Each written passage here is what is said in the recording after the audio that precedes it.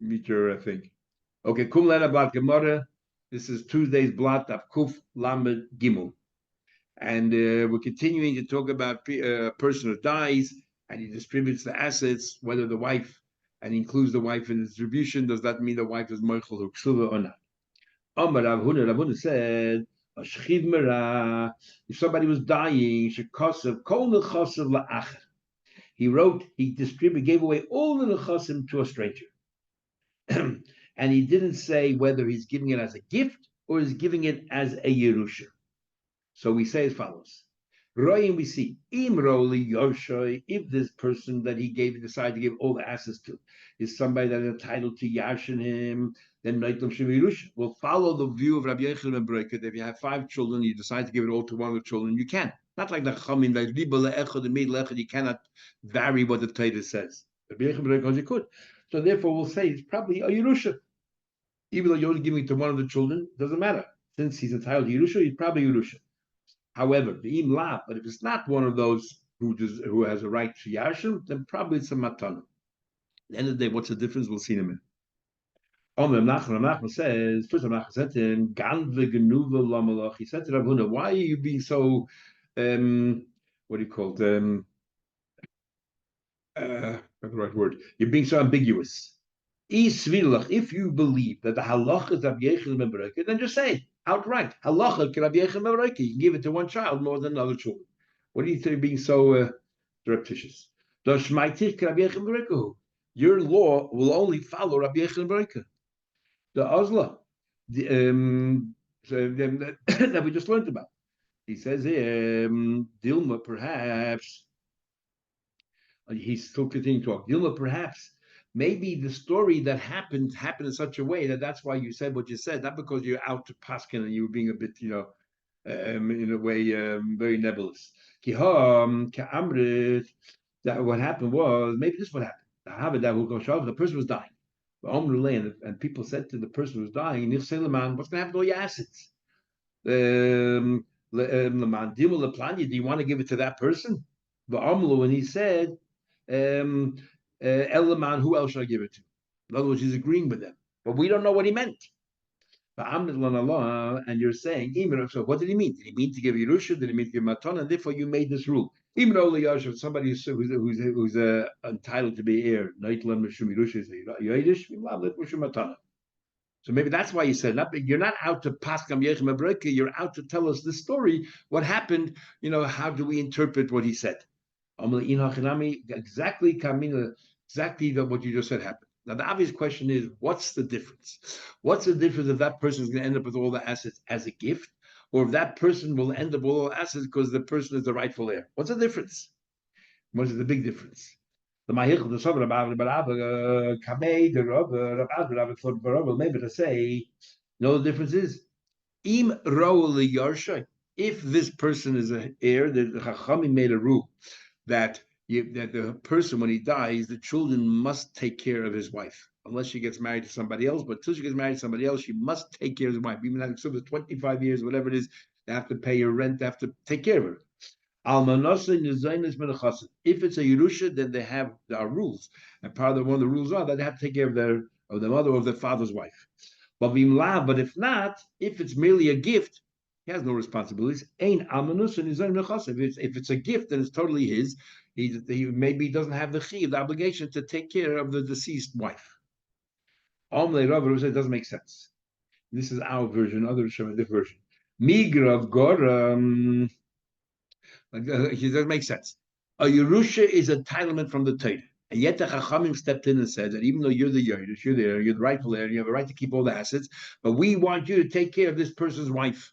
And therefore you have to give her a certain amount of money, enough that she can live and sustain herself properly, and the cover that she's used to. This din of a shchimra, the whole idea of a shchimra, that a person is dying and leaves last minute instructions, you have to carry them through, is only midrabanan. Mahat when a person is dying and he's saying, when I die, I want like this and this and this to happen, we know once you're dead, nothing happens. You have no control of anything. Mahat is the Rabbanon who stepped in and said that if this person knows you're not going to listen to what he says, you're not going to carry out his instructions, that in itself will kill him. We'll make sure he dies earlier. So Chacham had Rahmanas, and they put this law in. So surely a law that's only the Chachamim surely that this other law that says that you have to take care of the person's wife, even if you received it as a matna shchimera, you still have to pay the dividends, whatever it is, to give to the person's wife, that she can live normally. So what's the difference at the end of the day, whether it's Yerusha or Matana? Says the Gemara, Amalei Rabba, Nigra Gora, are you going to make it worse? Hash, the Yerusha, that I, a person who yashes Matana, I'm going to say, Alman Nosin is in the Chosel, the Alman is entitled to sustain herself. The Matana that Rabbanan like Kolkin, Matana Rabbanan, not for sure. Elamarav says Rabbi, you know what the difference is? Like we had a few days ago. Kidishalach Rab Acha Barab Avya, Rab Acha Barab Avya sent a message. The Divrei Rabbi Yechon ben Bereka. According to Rabbi Yechon ben Bereka, you can choose one out of the children and say, I'm giving you the entire Yerusha, or a bigger part of Yerusha than you deserve. So what happens if a person says, Nechosai I want you, Reuven, to have the estate, and after you pass away, I want you to pass it on to somebody else. So Rabbi Acha Bar Avia said, if the first person had a right to inherit that person, if the first person had a right to Yarshin, Ein l'sheni b'mokum rishon klum. If Reuven was actually one of the heirs, and then if Reuven dies, it does not get passed on to Shimon. And the reason is why it doesn't get passed on to Shimon is because once Reuven yarshins it, it becomes totally Reuven's, and we go back to the laws of the Torah, which is if Reuven passes away, it goes down. Ben ein loy ayin alav. You go to his children or his grandchildren, great grandchildren, and so on, and therefore does not get passed on to Shimon. So only if it's a Yerusha. But if he gave a gift to Reuven, he said, Reuven, after you pass away, I don't want to go to your children, I want to go to Shimon, then that's what happens. It moves on to Shimon. So there's a big difference whether Reuven is a Yiddish or Reuven is merely a Makabel Matana. Says the Gemara, the ain lashon matana el lashon Yerusha. Yerusha ela hefsek. Once you use the word Yerusha, there's no stopping of Yerusha. It goes on forever, and it remains the Reuven's family. But he clearly said, Reuven, when you pass away, I want to pass it to Shimon. So he said back to him, who saw the yesh lehefsek? When the person, the donor, gave it, he thought that he can control it. However, but the Torah controls it. The Torah says that once somebody ashes, nobody can take it away from him. It stays in that family. So Gemara tells the story. Somebody once told his friend, I'm giving you my assets, but after you pass on, I want you to give it to the other person. The Rishon lo ro'u. And the thing is that the first person was ro'u, the first person was suited to Yashin. In other words, the first person, let's say, he said, Reuven, you take it first, and when you pass away, you should go to Shimon. And Reuven happened to be an heir. So Reuven passed away. Also, Shani came along Shimon. Kotobi went to the family. He says, I'm entitled to now take over these assets. And they went to the Rav, and the Rav was Rab Elish. Sava Rab Elish thought, in front of Rava, Lemema to say, Sheni Namishakal. Well, that's what the arrangement was. And he made it clearly conditional that after Reuven finishes and moves on to Shimon, it should move on to Shimon. On Malay, so Rava said, Dayone de Chatzatzta, Hochidaini. Interesting expression. Chatzatzta is the word chatzi hat. You have Dayanim that people think they're nice guys. They're always saying, let's find a compromise. So Rava says, most of the Dayanim who do that is because they're Amaratzim. They don't know what the laws are, and therefore you think you can't go wrong. Let's somehow make a pshara, not because it's a pshara based on din, it's a pshara because they're Amaratzim. So he calls them Dayane de Chatzotzta. The Dayanim are always trying to make psharas. That's what you just did. Hachi Daina, a Dayan who's an Amaretz, that's what they would say. Yeah, it should go out to Shimon. However, it's not Lav Hainu L'Shor of Achabar Arabia. It's exactly the case of Achabar Arabia where he says does not move on to Shimon. Ichsiv, Rab Elish was embarrassed. He paskin wrong. So Rava said to him, Korile said to him, Ani Hashem, I the Eibishter, Be'ita, and comes the time, Achishen, I will hurry up. So the Shbam and Rabbeinu Geshem, he learned Pshat. He said, so that was that Elish. Why did he feel bad? He thought, well, I made a wrong psak over here. Okay, didn't have any outcome, any consequences, because Rabbi was there to correct me. But who knows how many more psakim I made that were wrong? And Rabbi said, no, everything's a glocha pratis. All your other psakim were right. But because the Eibishter says, I'll protect the real Rav from making mistakes. So this particular psak, the Eibishter made sure that Rabbi, was standing right next to you. So to correct you, and a mistake shouldn't arise from what you paskin. Fascinating. But the Rit was even more fascinating. The Ritva says over here that the pshat here is not that at all. Rabbi Elish was under 40 years old. And under 40 years old, you should not become a Rav and you should not become a Dayan because you're not smart enough. No matter how smart you are, according to how mature your mind is, you're not mature enough. You have to be 40 years old, as it says in Big Yavuz Ben Abani Labina. So Rabbi Elish, therefore, made a mistake. So Rava said to him that Be'ita, when the right time will come, means when you're 40 years old, Hashem says, Achi Shena, I will then pass on to you the true wisdom that you need to be a proper Rav. And interesting that Ramon Shachnar Paskins, you shouldn't be a Rav or dying under 40 years old. Because that's when your mind is mature and you know what you're saying. Otherwise, you shouldn't. That's what the people learn Shat here in the Gemara. Very interesting. Anyway, Mishnah. HaKoisev es nechasav lachem. Somebody decided to give a gift, to gift all of his assets and give nothing to his own family. V'niach es banav, and he left nothing for his kids. So the Mishnah says, Masha also you can gift whatever you want. Ela ein ruach hachamim noichemen. Hachamim don't think it's a good idea. You always have to leave a Yerusha. If you don't give any of your children, you can overturn the will and force the courts to redistribute all assets. Which means whatever you did. We're not going to overrule you, but it's wrong. However, Rav Shimon ben Gamliel says, if his children were misbehaving, then it's a good thing the father decided not to give the money to the children, give it to others. They don't deserve it. So first thing one wants to know is Rav Shimon ben Gamliel commenting on the Chachamim or is he arguing? Other Rabban arguing, Rabban saying even your children don't deserve it, you should still give them the Yerusha. Or they agree. Generally, you should give the Yerusha to your children, but if your children are not proper, then I agree with Rav Shimon ben Gamliel that you should take it and give it to somebody else. Give it all to charity. Says the Gemara, Toshma coming here.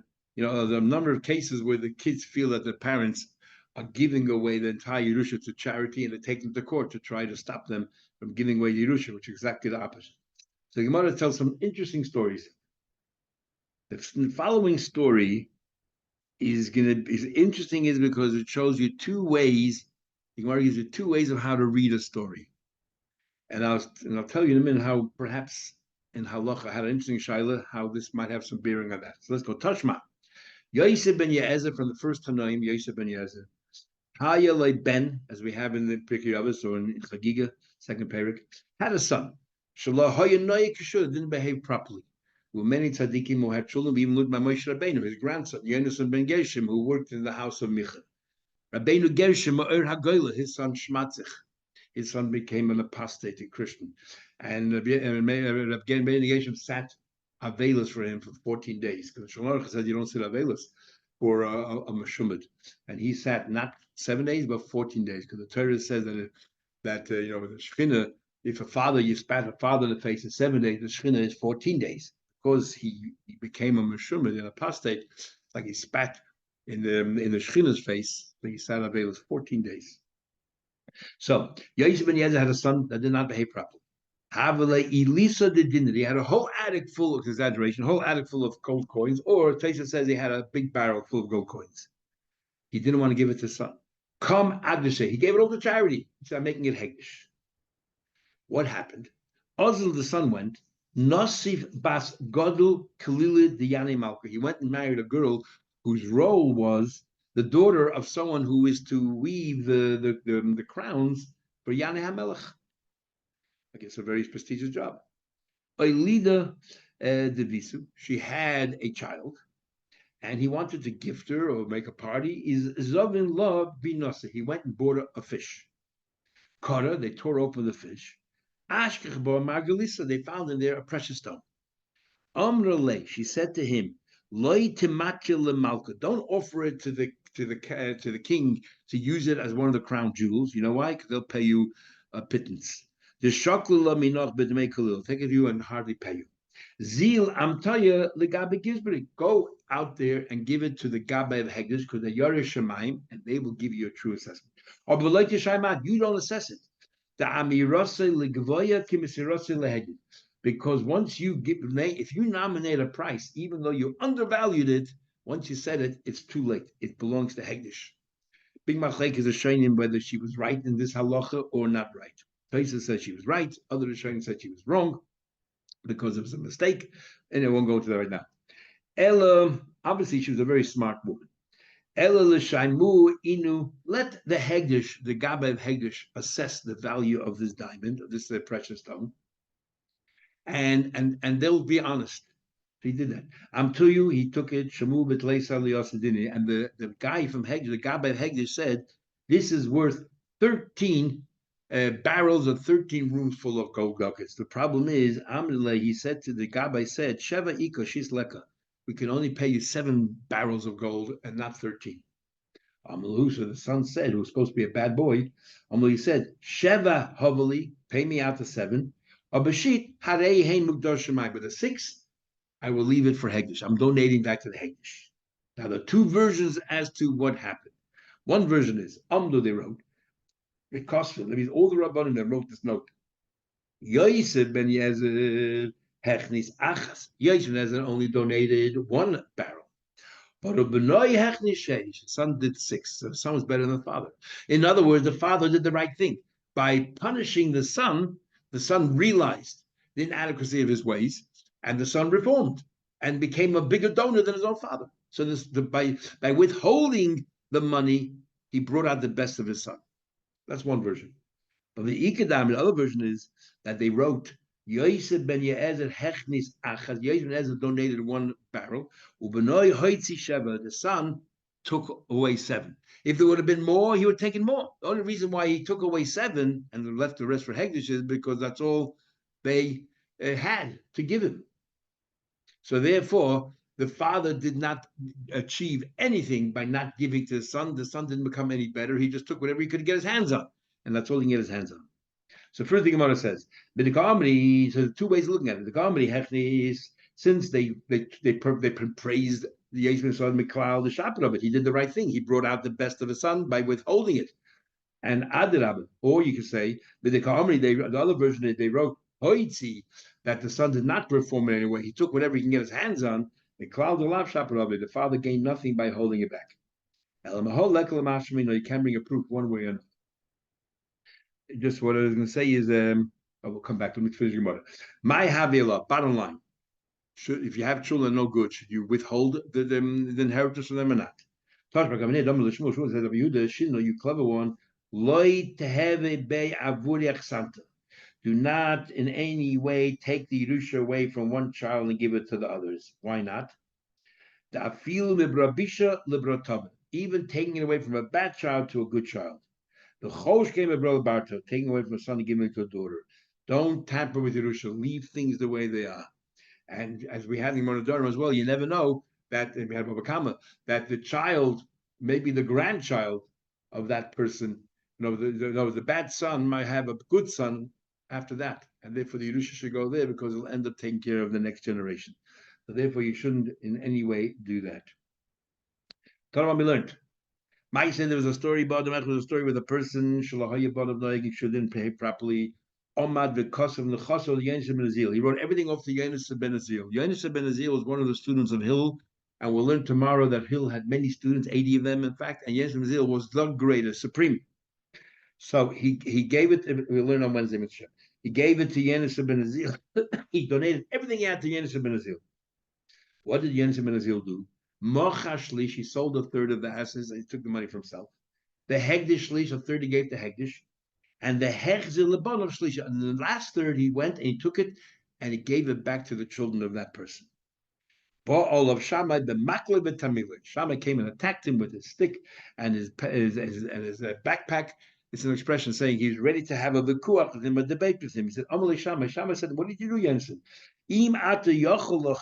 Sorry. He said, how can you? The father gave it to you. Obviously, he gave it to you. He doesn't want the children to have anything, and you gave it to the children. So if you gave it to the children, therefore you defied or you breached the agreement you have with this person. It's as if he never gave it to you as a matana, and therefore you have no right to keep. You have no right to give it to the children because he didn't give you matana for that purpose.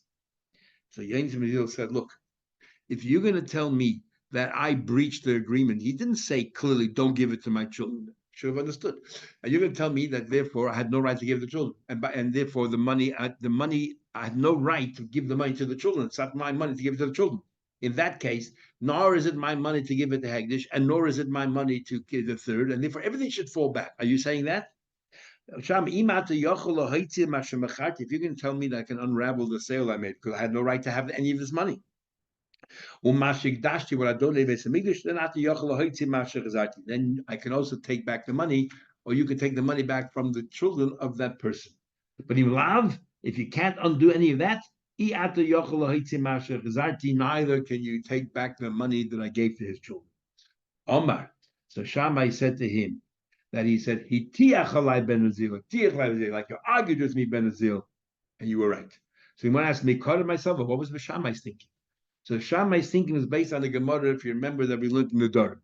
And Bekitza, the story in the Gemara in the Dorim is there was a guy who had a big fight, a big row with his father, and he made a vow that his father should have no pleasure from him. And they sort of didn't talk to each other for years. But eventually one day there was a chasna. This boy, the son, had a son who was getting married, and he very much wanted that the Zayda of the chassan should attend. For the chassan's sake, Kala's sake. But the problem is, his father could not come to the chasna because he's not allowed to have, he was forbidden to have any pleasure from his son, who was paying for the entire wedding. So what did the son do? The son went and he came to a friend and he said to the friend, I'm giving you the entire feast. All the meat, the wines, everything there, all the food, the entire food of this wedding is yours. So this way, my father can come and eat from the wedding because he's not eating my food, he's eating your food. So what did the friend do? The friend was not very happy. He's being used. He said, you know what? I'm consecrating the entire wedding. I'm making it hegdish. I'm making it hegdish. And the son said, you have no right to make it hegdish. So what happened there? It says as follows. So Shammai thought, the person that his father, he got into a fight with his father. So his father was forbidden to have anything to do with the son, have any pleasure. Well, you might see, and one day he was marrying off his son. His friend, I'm going to give everything as a gift. And he's telling him openly, the only reason why I'm giving it to you is so that my father can partake in the suda. It's yours. His friends were very uncomfortable. He felt he's being totally used. You give me a gift which is not really a gift. I'm like, well, if it's a gift, I have control. I am consecrating the entire wedding, and all the food in the wedding should belong to Hagdish. No one can from it. And the son said, I never gave you the right to make it Hagdish, and therefore you can't do that. In